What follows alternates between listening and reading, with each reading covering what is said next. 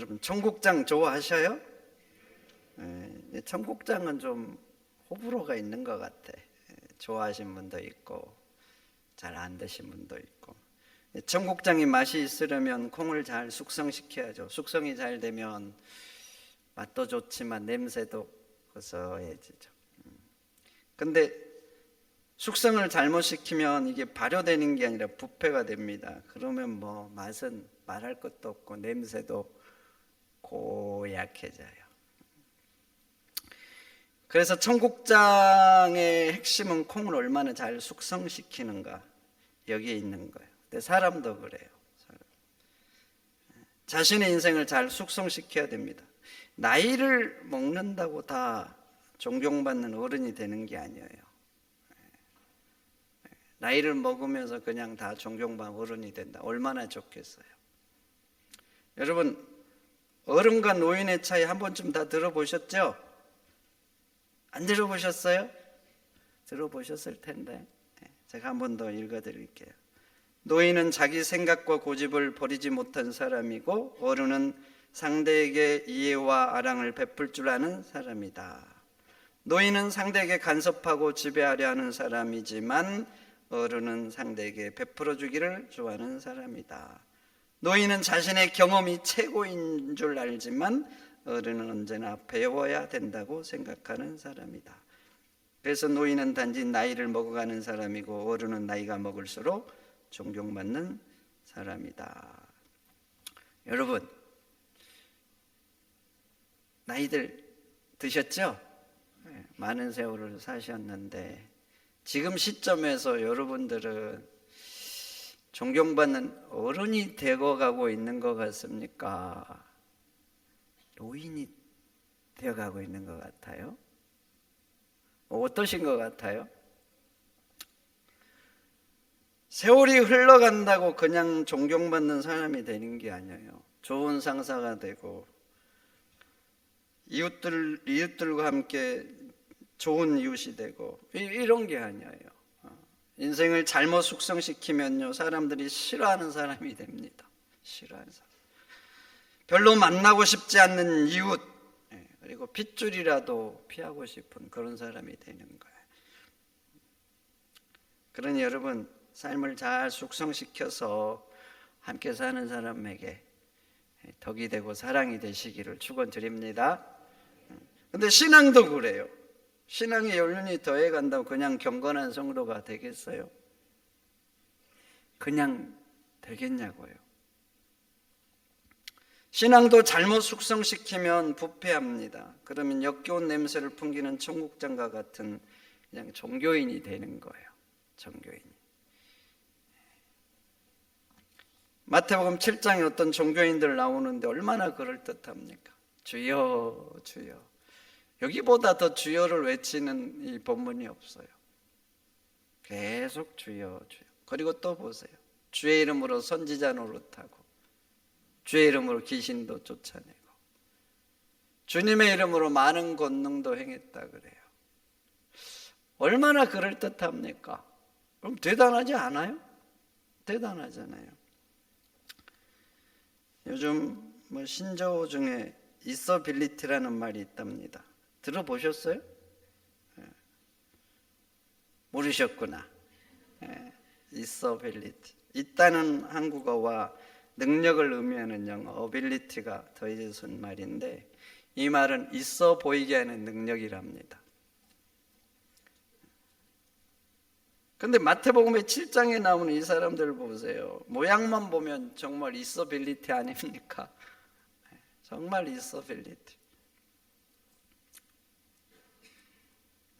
그런데 주님 말씀을 한번 들어보세요. 내가 너희를 도무지 모르겠다. 불법을 행하는 자들아 내게서 떠나라 그래요. 아니 도대체 이게 어떤 상황입니까? 이게 도대체 무슨 일이냐고요. 주여 주여 하고 주님의 이름으로 귀신도 쫓고 권능도 행하고 아니 그런데 주님이 모르시겠다니. 그리고 불법을 행하는 자들이라고. 도대체 예수님이 왜 그렇게 하실까? 모양을 보면 정말 그럴듯한데 있어빌리티인데요. 그런데 문제는 뭐냐면요, 진짜가 없는 거예요. 진짜. 신앙은 모양만 추구하는 게 아니에요. 모양은 형식이고 그 형식을 통해서 진짜를 추구하는 거예요. 그럼 그 모양을 통해서 정말 그 모양을 통해서 그 속에 갖기를 원하는 게 뭔가, 추구하는 게 뭔가, 신앙의 모양을 통해서 정말 갖고 싶은 것, 그것은 하나님을 닮는 것입니다. 하나님처럼 거룩해지고 하나님처럼 사랑하고 용서하고 나를 희생해서 섬기는 것, 그게 경건의 모양을 통해서 담아내야 되는 거예요. 그런데 이들 봐보세요. 모양은 정말 그럴듯하는데 그 모양 속에 있어야 될 하나님이 없어요. 하나님. 그러면 그들 속에는 무엇이 있는가? 마태복음 7장 15절 예수님이 이렇게 말하죠. 이들은 양의 옷을 입고 나오는데 그 속에는 노략질을 하는 이리가 있다 그래. 이리. 그러니까 그 속에는 하나님이 있는 게 아니라 이리가 있는 거예요. 그러니까 그들이 주여 주여 하잖아요. 주여 주여. 그리고 주님의 이름으로 여러 가지를 하는데 실상은 그렇게 하는 이유가 뭐예요? 탐욕이죠. 탐욕. 그러니까 그들이 주님과 무슨 상관이 있어요? 무슨 상관이 있냐고? 아무 상관없죠. 아무 상관. 그래서 주님은 이들을 모른다는 거예요. 그리고 주님의 이름으로 봐보세요. 하는데 선지자 노릇이라 그래요. 노릇하면서 주님의 뭘 하는 게 아니잖아요. 자기 뭔가를 하는 거예요. 그러니까 어떤 존재냐? 이 불법을 행하는 자들인 거예요. 불법. 진짜 선지자가 아니지요. 아니요. 노릇하면서 주님의 이름으로 자기의 뭔가를 취하는 거예요. 그래서 주님은 내가 너희들을 도무지 모르겠다. 불법을 행하는 자들을 하면서 나를 떠나가라는 거예요. 여러분, 신앙생활 한다고 그냥 숙성된 게 아니에요. 잘못하면 이들처럼 부패하는 거예요. 부패하는 거. 그러면 이런 신앙의 모양 때문에 사람들에게는 있어 빌리티할 수 있어요. 그렇지만 실상은 부패한 종교인인 거예요. 그러니 여러분도 한번 돌아보셔야 돼요. 내가 지금 숙성되고 있는가? 부패되고 있는가? 신앙으로 인생을 잘 숙성시켜서 여러분 경건의 모양만 있는 게 아니라 정말 경건한 성도가 되어야 되는 거예요. 여러분 폼만 잡지 마시고 경건의 능력을 회복하는 여러분들이 되시기를 축원드립니다. 축원드립니다. 그럼 경건이 뭐예요? 히브리어로 경건은 몇 가지 단어가 있는데 그 중에 하나가 엘로힘입니다. 엘로힘이라는 단어는 여러분들 히브리어를 조금만 알면 잘 아는 말이에요. 엘로힘은 하나님이라는 단어예요. 하나님. 그런데 이 엘로힘 하나님이라고 하는 단어를 어쩔 때는 경건으로 사용해요. 참 신기해요. 하나님이잖아요. 이 말이 엘로힘이. 근데 경건으로 사용하는 거예요. 그래서 영어로 이 단어를 번역할 때 갓니스라고 그래요. 경건을 갓니스. 갓이라는 말은 여러분 아시죠? 갓. 하나님. 니스가 뭐예요? NESS. 명사형음이잖아요. 그래서 새로운 단어 만들어내는 거예요. 그러니까 이 단어적인 의미를 보면 경건은 뭐냐면 하나님스럽게 되는 거예요. 하나님을 닮는 거. 그래서 하나님처럼 사랑하고 하나님처럼 생각하고 하나님처럼 사람들을 대하고, 이게 바로 경건인 거예요. 그러니까 여러분이 신앙인으로 잘 숙성된다는 것은 어떤 의미가 있냐면 바로 하나님을 닮아가는 거예요. 닮아가는 거. 여러분, 우리가 하는 예배는 경건의 모양이잖아요. 모양. 그렇죠? 여러분들이 예배하면 할수록 하나님을 닮아가야 돼요. 아멘입니까? 그러니 신앙의 연륜이 더해가고 예배하면 할수록 잘 숙성돼서 정말 하나님의 모습이 여러분 속에 있기를 축원드립니다. 그러면 이제 오늘 말씀을 가지고 내가 정말 과연 신앙적으로 잘 숙성되고 있는지 한번 점검해 보셔요. 오늘은 이 말씀이 잘하는 말이지만 내가 정말 경건한 성도로 잘 숙성되고 있는지 점검해 볼 수 있는 기준이기도 해요. 오늘 1장 27절 전반부는 이렇게 말하죠. 경건은 고아와 과부를 그 환난 중에서 돌보는 것이라고. 여러분, 경건이 왜 고아와 과부를 그 환난에서 돌보는 것일까요? 신기하지 않아요? 왜 이게 경건이라고 하는가? 바로 그 사람 속에 하나님의 마음이 있기 때문에 그래요. 하나님의 마음이 있는 거예요. 사랑하는 마음, 불쌍히 여기는 마음, 긍휼히 여기는 마음이 있어서 이 행위를 하는 거예요. 여러분, 하나님이 인간을 향한 기본적인 마음이 뭘 것 같아요? 인간을 향한 대표적인 속성, 사랑 아닙니까? 사랑. 우리를 사랑하시니까 이런 문제 많은 우리를 불쌍히 여기는 거예요. 우리를 사랑하니까 우리가 범죄하고 이렇게 악한 짓을 하는데 안타깝고 이게 견딜 수가 없는 거예요. 사랑이 없으면 사람들 대번에 말합니다. 뭐 저런 인간이 있냐고. 근데 사랑이 있으면 안 그래요. 안타깝거든요. 빗나가면 막 가슴이 저며오고. 하나님이 우리를 향해서 그러신 거예요. 그래서 그 아픈 마음을 가지고 우리를 위해서 십자가를 지신 거예요. 그런데 27절에 이 사람이 바로 그 마음속에 이 하나님의 마음이 있는 거예요. 당시 고아들 보세요. 지금 같은 시대에도 어린 고아, 부모가 없으면 불쌍해요. 불쌍해요. 근데 2000년 전에 어떻게 했어요? 불쌍한 것 자체죠. 그러니까 그런 형편에 놓여서 그렇게 살아가야 될 고아들, 그리고 과부들, 하나님의 마음으로 보면 아픈 거예요. 아픈 거, 안타깝고 불쌍하고. 그러니까 하나님의 마음이 있는 사람은 그걸 놔둘 수가 없는 거예요. 놔둘 수가. 여러분, 여기에서 고아와 과부는 불쌍함의 상징이죠. 상징.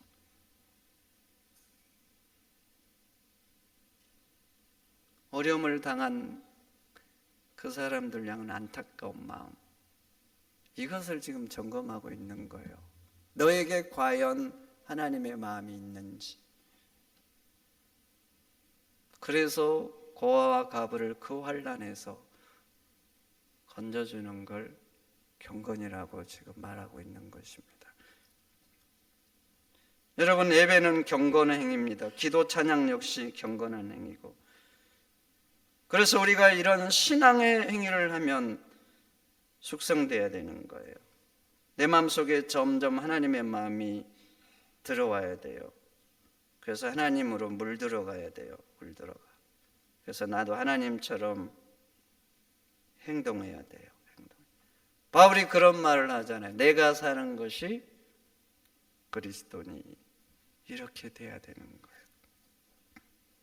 그런데 내가 매일 이런 경건한 행위를 하는데 경건의 능력이 없다. 그럼 내가 하는 예배가 어떤 의미가 있는 거예요? 내가 하는 예배.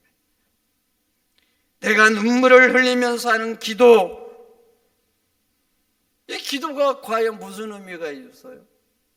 감격해서 부르는 찬양은 또 내 삶에서 내 이웃들과 관계에서 무슨 의미가 있고. 조세 씨가 연작 소설을 썼습니다. 그 소설 중에 조세 씨가 이렇게 적었어요. 폭력이란 무엇인가? 총탄이나 주먹만이 폭력이 아니라 우리 도시 한기퉁에서 젖먹이들이 굶주리는 것을 내버려 두는 것도 폭력이고, 고통을 당하는 사람들을 외면하는 것도 폭력이다.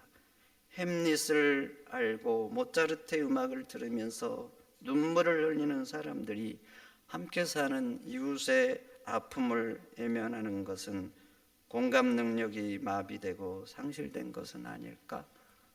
여러분, 조세 씨의 이걸 어떻게 생각합니까?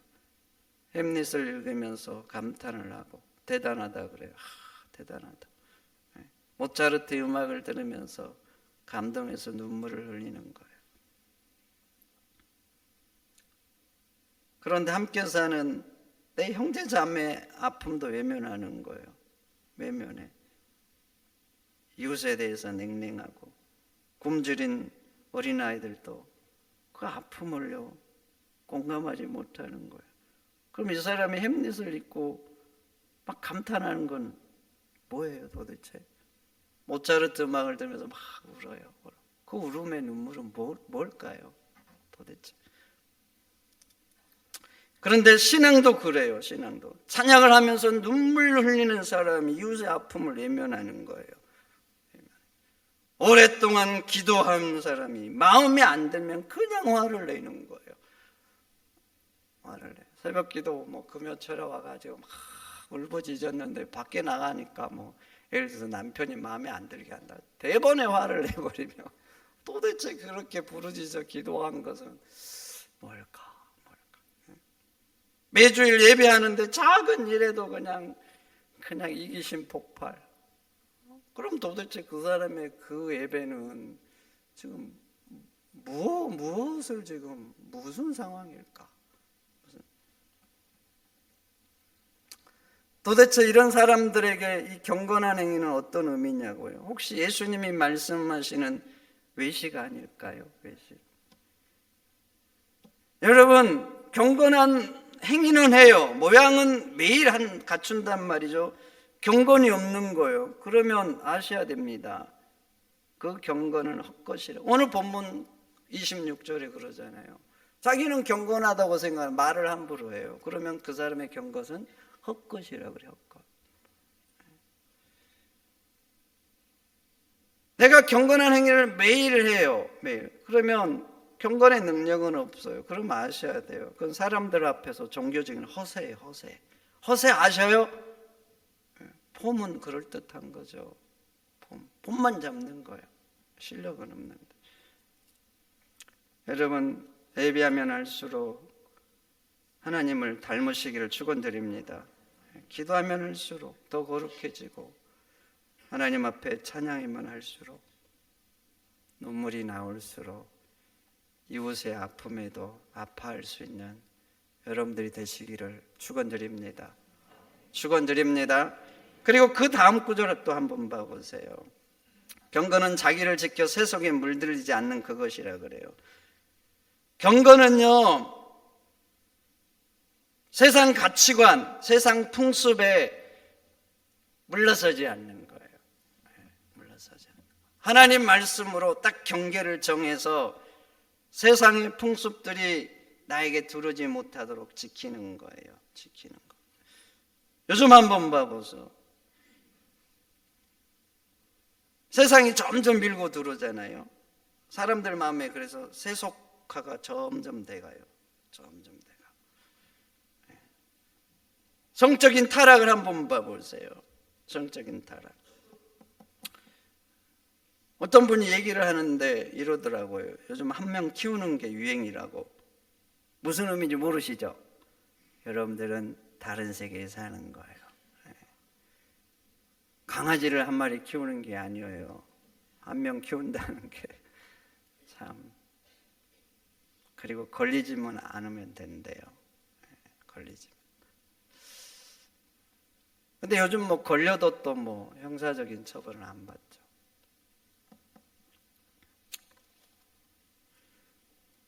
우리 지역도 한번 봐보세요. 제가 광양 와가지고 제일 놀랬던 게 뭔지 아세요? 저희 집 가는 그 오른쪽에 밤마다 불야성을 이루는 그 불빛이었어요. 진짜 처음에는 충격이에요. 이 도시 한가운데잖아요. 그 많은 곳이 밤마다 그렇게 밤새도록 불을 켜놓고 있다는 건 지금 누군가 계속 그 자리를 밤마다 채운다는 거 아닙니까? 채운다는 거. 매일 보니까 저도 느낌이 요즘 별로 없습니다. 처음에는 충격받았는데 영화나 드라마 같은 데도 보세요. 막장 드라마, 그리고 심지어는 불륜을 아름답게 그립니다. 여러분, 불륜을 아름답게 안타깝게 그리면 됩니까? 안 됩니까? 안 되잖아요. 안 돼. 이거 어떻게 그걸, 이 불륜이잖아요. 근데 그걸 아름답게 그리고 막 안타깝게 막 만드냐고요. 그럼 뭐 불륜을 하라는 거예요, 지금? 이게 세상은 이 경계를 자꾸 낮춥니다. 낮춰. 근데 성도는 그 경계선을요, 앞에서 막아야 돼. 하나님 말씀으로. 세상은 자꾸 이렇게 사람들의 마음을 세속화시키거든요. 밀고 들어와요. 그러면 성도는 저 뒤쪽에서 막는 게 아니에요. 요즘은 뒤에서 막아요. 뒤에서 하다 이제 뭐 이렇게 밀고 들어오니까 최고의 보류선을 형성하고 있는 거예요. 그리고 그 중에는 많이 무너져 가지고 뭐 다 그러잖아요. 뭐 다 그래 뭐. 그러니까 이게 자기도 그 기준이 낮춰져 가지고 세상 물이 들어와 있는 거예요. 그래서 그런 상황 되면 자기도 그래 버리거든요. 근데 성도는 절대 그러면 안 돼요. 맨 뒤쪽에서 최후의 보류선을 지키는 게 아니라, 여러분들은 매일 예배하잖아요. 그러니까 여러분 같은 분들은 앞쪽에서 경계를 막고 이게 들어오지 못하도록, 나에게뿐만 아니라 세상에서도 그러지 않도록 이 경계를 하나님 말씀으로 높여야 돼요. 그리고 버티고 싸워야 되는 거예요. 아멘입니까? 경건이라는 게 뭐예요? 바로 그거예요. 그러니까 내가 정말 하나님 예배하고 이렇게 기도하고 찬양하면서 말씀 들으면서 과연 내가 그 경계선을 잘 지키고 있는지 점검해 보셔야 되는 거예요. 과연 내가 세상으로 점점 물들어가고 있는지 하나님으로 물들어가고 있는지 모르겠으면 내가 과연 추구하고 사는 게 뭔지, 내 인생의 목표가 세상인지 하나님 말씀인지 한번 점검해 보시라고요. 하나님께서 출애굽한 백성들에게 약속의 땅에 들어가면서 간곡히 부탁한 게 있어요. 간곡히. 그 간곡한 부탁이 뭔지 아십니까? 너희가 들어가는 그 약속의 땅에 들어가면은 절대로 너희가 살아왔던 애굽의 풍습이나 가나안 사람들의 풍습을 따르지 말라는 거예요. 그 말씀을 하시고 하나님의 백성들이 살아야 될 율법, 레위기서를 주는 거예요. 레위기서. 그 말씀을 하시고 본격적으로 주셔요. 오늘날도 마찬가지예요. 우리가 세상에 성도로서 살잖아요. 성도. 오늘날도 똑같죠. 하나님의 백성. 세상 풍습 따르면 안 된다는 거예요. 여러분, 하나님 말씀으로 경계를 지키시기를 축원드립니다. 예배하잖아요. 말씀 듣고 기도하고. 그럴수록 세상에 물이 들어오지 못하도록 나에게뿐만 아니라 내 가족과 함께하는 사람들에게 여러분들이 지켜야 되는 거예요. 그게 경건한 사람이에요.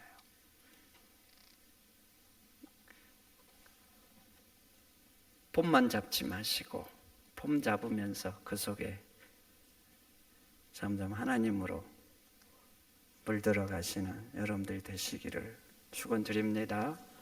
축원드립니다.